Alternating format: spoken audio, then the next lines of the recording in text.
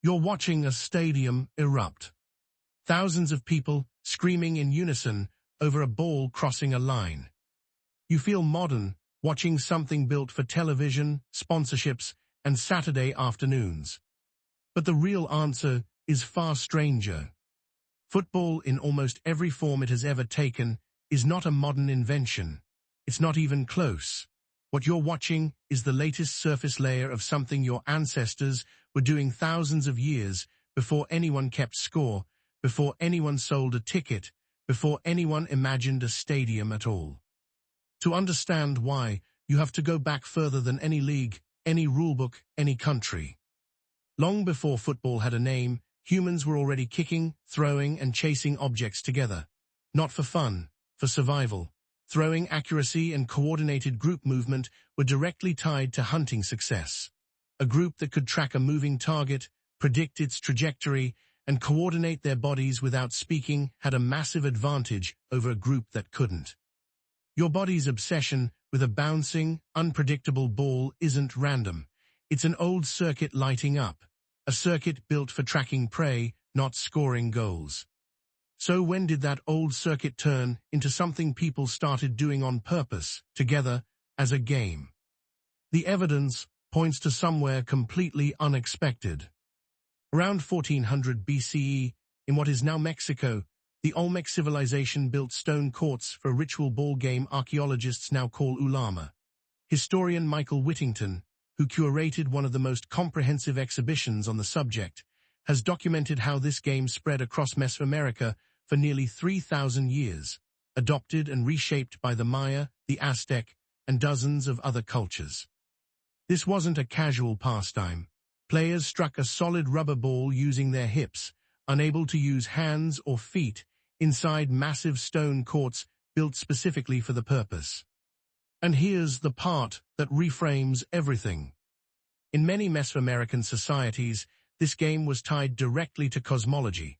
The ball's movement represented the sun and moon crossing the sky. Losing wasn't just losing. In some documented cases, losing teams, or sometimes even the winning team's captain, were ritually sacrificed. Doesn't that completely change how you see a stadium crowd? This wasn't entertainment in the way you understand entertainment today. It was ritual, cosmology, and survival, compressed into a physical contest with the highest possible stakes. Now travel to a completely different part of the world, centuries later, and you find another version of the same instinct. In ancient China, during the Han Dynasty, a game called cuju involved kicking a leather ball through a small opening in a net. Military manuals from the period describe cuju being used to train soldiers, improving footwork, coordination, and endurance, long before anyone considered it a spectator sport. Notice the pattern forming. In two civilizations with no contact with one another, separated by an ocean and thousands of years, humans independently built games around kicking or striking a ball, and both cultures wove that game directly into survival, whether spiritual survival or military survival. That's not coincidence, that's convergence. The same underlying impulse, discovered again and again, because the same underlying impulse was already sitting inside the human body. Historian Johan Huizinga, in his influential 1938 work on the anthropology of play, argued something that still unsettles a lot of people when they first hear it. Play, he claimed, doesn't come from culture. Culture comes from play. Ritualized, rule-bound physical contest may be one of the oldest organizing structures human societies ever built. Older than law, older than formal religion, older than most of what you'd consider civilization. You're not watching a modern invention layered onto ancient behavior. You're watching ancient behavior wearing a modern uniform. So how did we get from stone courts and sacrificial cosmology to grass fields and Saturday broadcasts?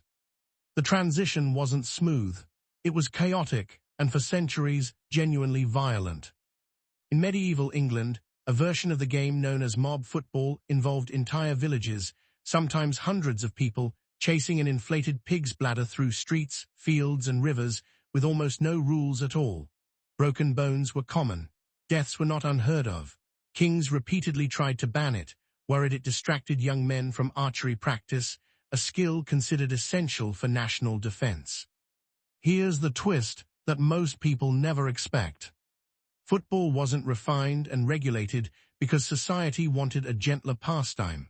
It was regulated because uncontrolled mass violence, even disguised as a game, was dangerous to the social order. Sociologist Norbert Elias, in his research on what he called the civilizing process, argued that sports like football evolved specifically as a way to channel aggression into controlled, rule-bound competition. The violence didn't disappear. It got contained. Rules, referees, boundaries, and timekeeping weren't invented to remove the primal intensity of the game. They were invented to make that intensity survivable. That's what you're actually watching when a modern match kicks off, not the absence of ancient tribal aggression, the careful, structured management of it. Sports historian Allen Guttmann described this broader shift in his research as a movement from ritual to record, the slow transformation of physically intense communal contests into standardized, measurable, quantifiable competition. Statistics, scoreboards, and official rules didn't replace the ancient impulse behind the game. They organized it.